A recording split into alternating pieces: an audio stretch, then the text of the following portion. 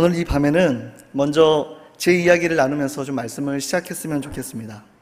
여러분, 이번 여름에 청소년 수련회를 준비하게 된 시작점은 아주 작고 조용한 하나님의 그 속삭임에서부터 시작이 되었던 것 같습니다. 주일 예배 때 담임 목사님께서 선포하셨던 그 말씀, 열왕기상 17장 1절 말씀에 엘리야가 아합 왕 앞에서 이렇게 외칩니다. 내가 섬기는 이스라엘의 하나님 여호와께서 살아계심을 두고 맹세하노니. 여러분, 그 말씀을 듣는 순간에 제 마음 한복판에 강한 감동이 밀려들어오기 시작을 했습니다. 나는 하나님의 살아계심을 정말 바라보고 있는가? 아니면 내가 할 수 있는 그런 한계 안에서 하나님을 전하고자 힘쓰고 있는가? 엘리야의 그 강력한 그 외침은 저의 마음을 흔들었고, 주저하고 있었던 저의 마음에 다시 한번 힘을 얻고 고개를 들어서, 그래, 하나님의 일하심을 제한하지 말자. 나의 연약함에 하나님의 일하심을 판단하지 말자. 주님, 우리가 섬기는 하나님은 살아계심을 우리 모두가 함께 보게 하여 주옵소서. 이렇게 믿음의 고백을 하면서 이 수련회를 시작을 했던 것 같습니다. 그래서 여러분, 기도하면서 결단을 했습니다. 올해는 어디를 떠나거나 뭔가 위탁하지 않고 교회 안에서 한번 자체적으로 수련회를 한번 준비를 해보자.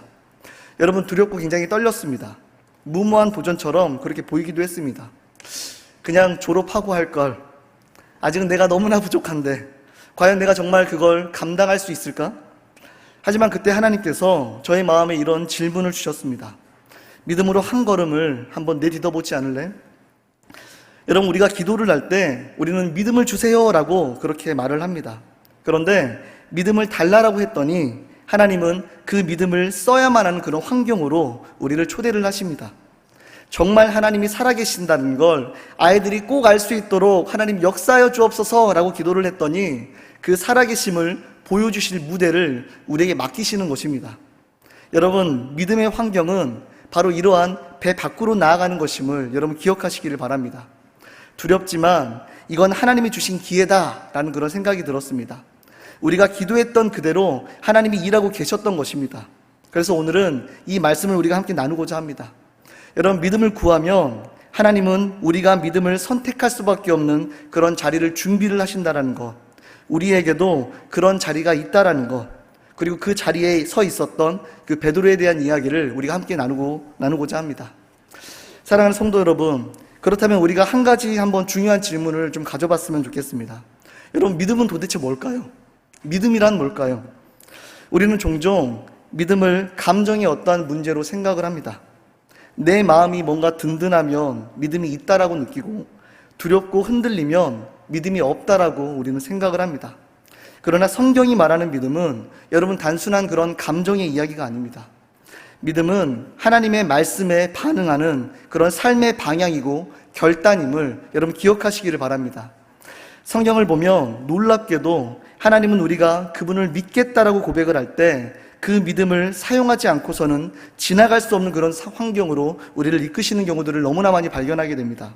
예를 들어 보면 이런 장면들이 떠오릅니다. 아브라함은 하나님께서 내가 내게 지시할 땅으로 가라 라고 말씀을 하셨을 때 모든 것을 뒤로하고 낯선 땅으로 나아갑니다. 믿음은 보이지 않는 곳을 향해서 한 걸음을 내딛는 바로 그런 것이었습니다. 모세는 불타는 떨기나무 앞에서 하나님의 음성을 들었고 믿음을 갖고 바로에게 나아가라는 그런 부르심을 받았습니다. 믿음은 자기의 한계를 넘는 그런 부르심에 순종하는 것이었음을 우리는 그 모습을 통해서 발견하게 됩니다. 또한 다윗은 골리앗 앞에서 믿음으로 나아갔습니다. 믿음은 눈앞의 위협보다 더 크신 하나님을 그렇게 바라보는 것이었습니다. 다니엘은 또한 사자굴 앞에서도 기도하기를 멈추지 않았습니다. 믿음은 죽음을 각오하고도 신실함을 선택하는 것이었습니다.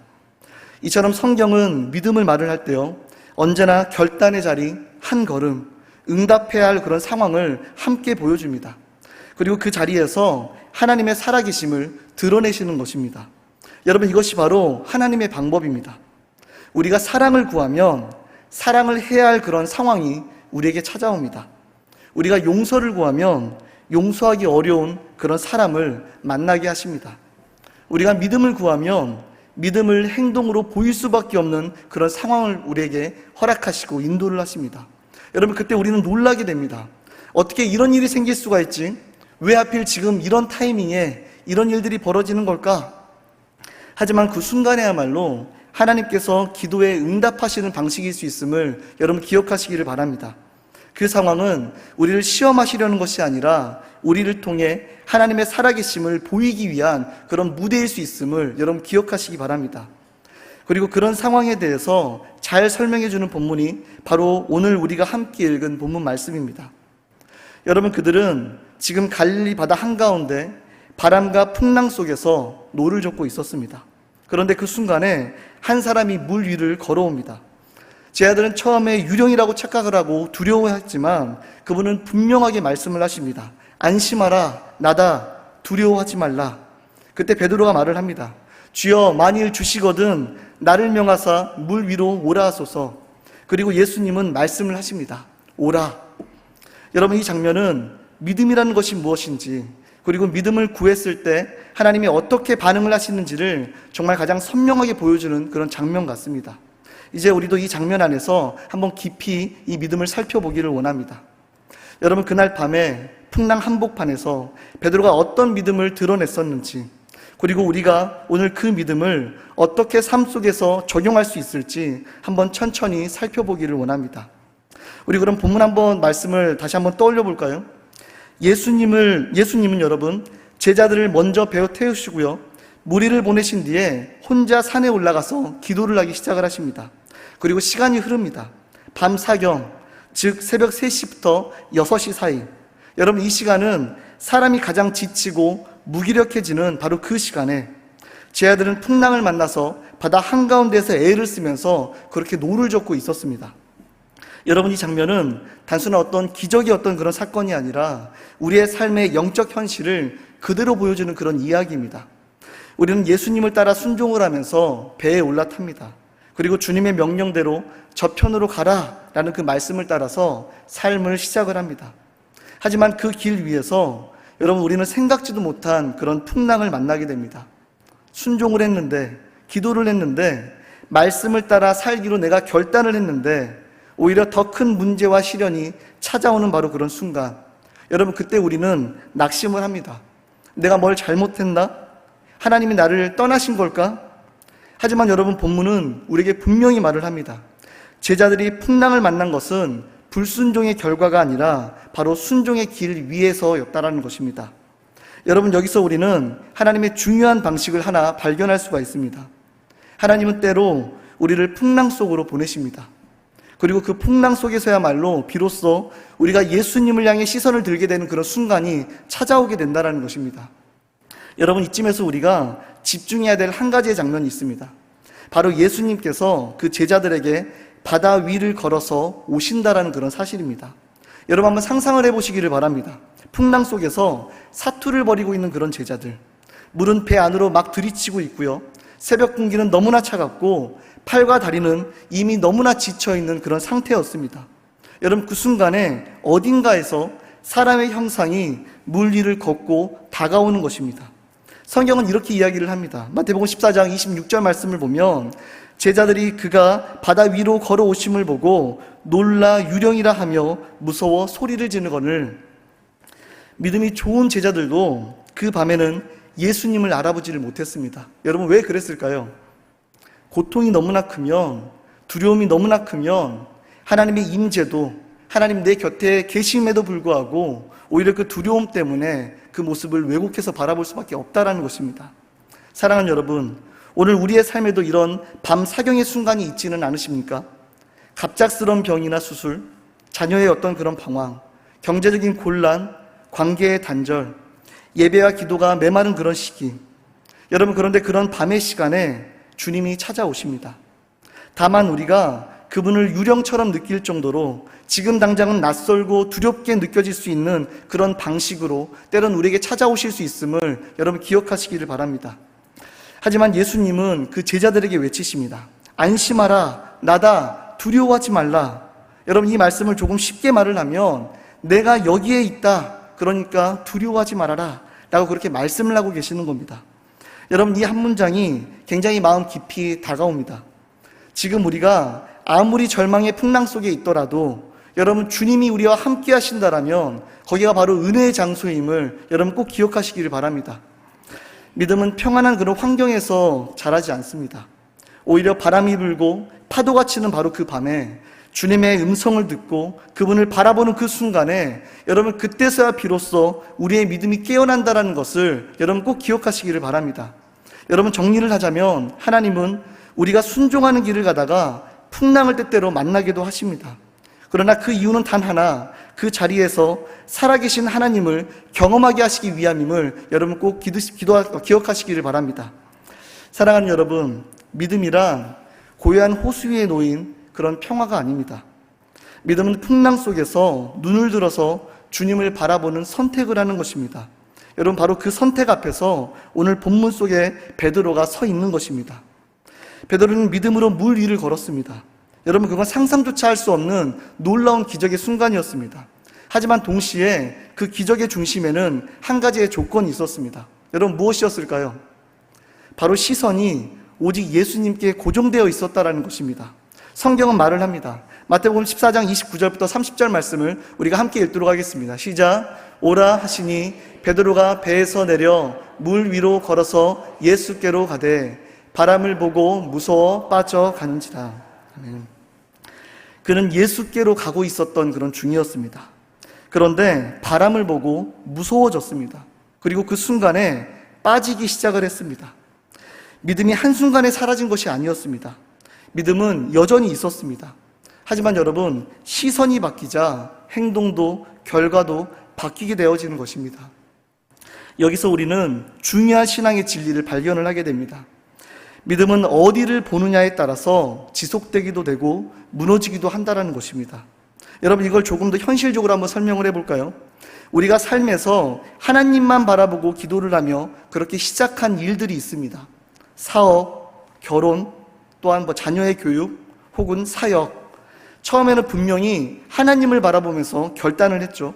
그런데 어느 순간에 상황을 보고 사람들의 말을 듣고 비교를 하고 결과가 늦어지니까 낙심을 하면서 우리의 시선이 흔들리기 시작을 하는 겁니다.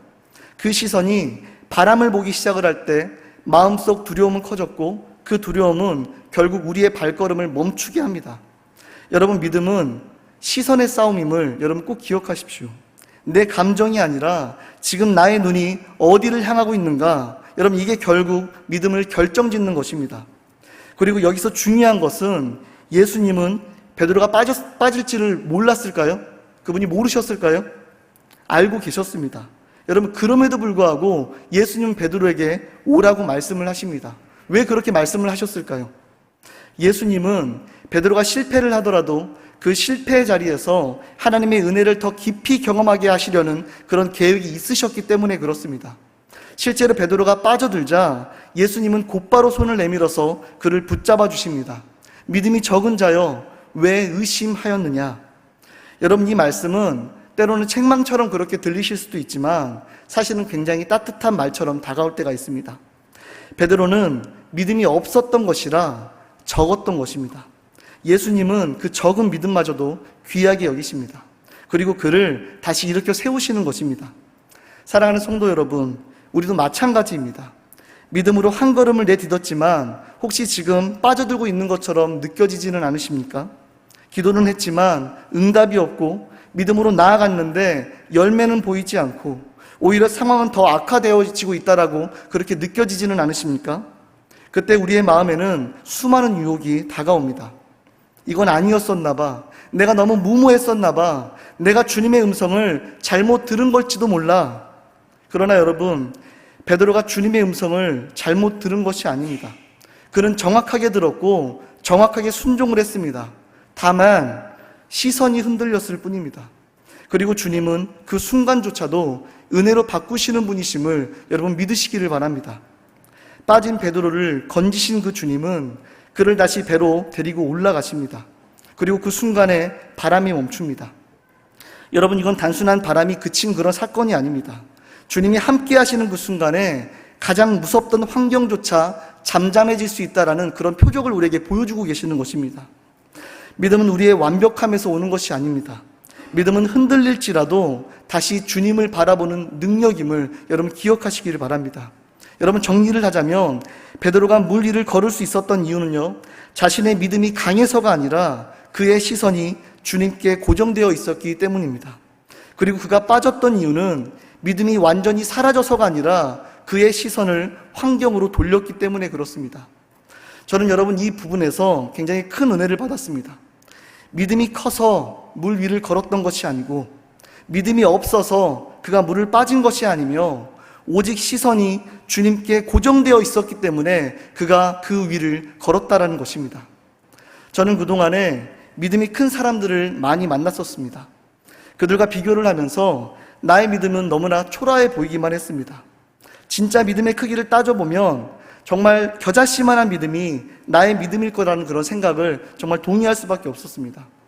그런데 여러분, 어쨌든요, 너무나 감사한 것은 영접하는 자, 곧 그 이름을 믿는 자들에게는 하나님의 자녀가 되는 권세를 주시고요, 그분을 우리의 아버지로 시인을 하고 자녀로 살아가는 모든 자들에게는 누구를 막론하고 하나님께서 우리에게 믿음을 주셨다라는 것입니다. 여러분, 그걸 꼭 믿으시기를 바랍니다. 적어도 이곳에 있는 우리 모두에게는 최소한 저처럼 겨자씨만한 믿음 정도는 하나님께서 주셨다라는 걸 여러분 꼭 기억하시기를 바랍니다. 그리고 성경은 말씀을 하시죠. 겨자씨만한 믿음을 갖고 무엇을 옮길 수 있다라고 말씀을 하십니까? 바로 산을 옮길 수 있다라고 말씀을 하시죠. 할렐루야. 그리고 그렇게 믿음이 적은 자도 시선을 주님께 고정을 하면 여러분 어떤 일이 생긴다라고 말씀을 하십니까? 바로 무리를 걷게 하시는 은혜 위에 우리를 서게 하신다라고 하나님 우리에게 말씀을 하고 계시는 것입니다. 지금 우리도 그 시선 싸움 한가운데 있다라는 걸 여러분 기억하시기를 바랍니다. 눈을 들어서 여러분 다시 예수님을 바라보십시오. 그분은 여전히 물 위에 계시며 우리를 향해서 손을 내밀고 계십니다. 사랑하는 성도 여러분, 예수님께서는요, 굳이 베드로가 물 위로 나오지 않아도 배 안에서 충분히 말씀으로 위로하시고 풍랑을 잠잠케 하실 수 있는 그런 분이셨습니다. 그런데 왜 예수님은 굳이 베드로에게 나오라, 나에게 오라 라고 그렇게 말씀을 하셨을까요? 여러분, 그 이유는 너무나 분명합니다. 예수님은 베드로가 믿음의 한 걸음을 내딛기를 원하셨기 때문에 그렇습니다. 왜냐하면 믿음은 머리로 이해하는 그런 개념이 아니라 몸으로 반응해야 비로소 살아나는 그런 실체이기 때문에 그렇습니다.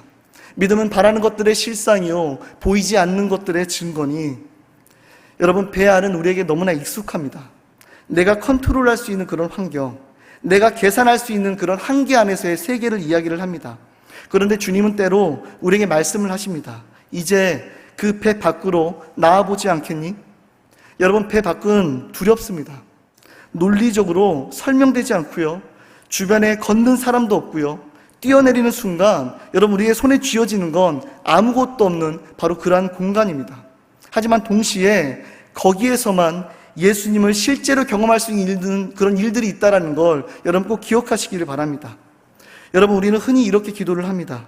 주님, 하나님의 살아계심을 제 삶에 보여주세요. 그런데 하나님은 종종 이렇게 우리에게 대답을 하십니다. 그렇다면 너가 배 밖으로 나아보아라, 나에게 나아오라. 믿음은 여러분 배 안에서 결심하는 것으로 여러분 완성되지 않습니다. 믿음은 언제나 몸을 움직여야 진짜로 작동이 되어지는 것입니다. 여러분, 많은 사람들이 베드로를 비난을 합니다. 왜 빠졌을까? 그가 믿음이 약했네. 하지만 여러분, 사실 그 배에 타고 있었던 11명의 제자들은 단 한 걸음도 내딛지 않았다는 걸 여러분 주목하시기를 바랍니다. 여러분, 믿음은 실패를 두려워하지 않습니다. 오히려 실패조차 주님의 손에 붙들리면 그 자체가 기적의 통로가 된다는 걸 여러분 꼭 믿으시기를 바랍니다. 사랑하는 여러분, 여러분에게 있어서 그 배 밖은 어디이십니까? 어떤 분에게는 오랫동안 미루어온 용서일 수 있습니다. 어떤 분에게는 자녀의 영혼을 위해서 눈물로 무릎을 꿇는 그런 결단의 기도일 수도 있습니다. 또한 어떤 분들에게는 정말 하나님의 뜻을 따르기 위한 어떤 환경의 변화가 될 수도 있습니다. 혹은 여러분, 이번 청소년 수련회를 위해서 헌신하고 기도하는 그러한 한 걸음일 수도 있습니다. 여러분, 중요한 것은 그 자리가 믿음을 내딛는 자리라는 것입니다. 하나님은 지금도 우리에게 각자 말씀을 하십니다. 오라. 여러분, 그 한마디면 충분합니다. 여러분, 그 음성 앞에 우리가 만약에 반응을 한다면 여러분 그 이유는 주님이 책임지신다는 것을 여러분 꼭 기억하시기를 바랍니다. 그리고 그 걸음이 실패이든 성공이든 내가 빠지든 내가 그 위를 걷든 주님은 거기서 반드시 살아계심을 드러내신다는 걸 여러분 믿으시기를 바랍니다. 사랑하는 여러분, 오늘 우리는 마태복음 14장의 이 한 장면을 함께 걸어왔습니다. 풍랑 속에서 부르시는 그 예수님의 음성, 그 음성에 반응을 하며 배 밖으로 발을 내딛었던 베드로, 시선이 흔들려 빠졌지만 결국 주님 손에 다시 붙들려서 하나님의 살아계심을 경험했던 그의 이야기. 여러분, 이 이야기는 단지 2000년 전에 베드로의 이야기만은 아닙니다. 오늘 이 밤에 우리 각자의 삶에서도 다시 쓰이는 이야기가 될 수 있음을 여러분 꼭 기억하시기를 바랍니다. 이제 여러분에게 묻고 싶습니다. 여러분, 지금 여러분의 배 안은 어디이십니까? 그리고 그 배 밖으로 나아가야 될 그런 한 걸음은 여러분 무엇이 있으십니까? 배 안에 있는 것이 여러분 반드시 잘못된 것은 아닙니다. 하지만 만약에 주님께서 오늘 이 밤에 오라라고 말씀을 하신다면 여러분 이제는 우리가 결단해야 될 때입니다. 환경을 보지 않고 결과를 예측하려고 하지 말고 말씀 하나만을 붙잡고 내딛는 그런 믿음의 걸음이 여러분 너무나 필요한 그런 때임을 기억하시기를 바랍니다. 여러분, 처음 서론에 나누었던 엘리야의 그 선포를 기억을 하십니까? 내가 섬기는 이스라엘의 하나님 여호와께서 살아계심을 두고 맹세하노니.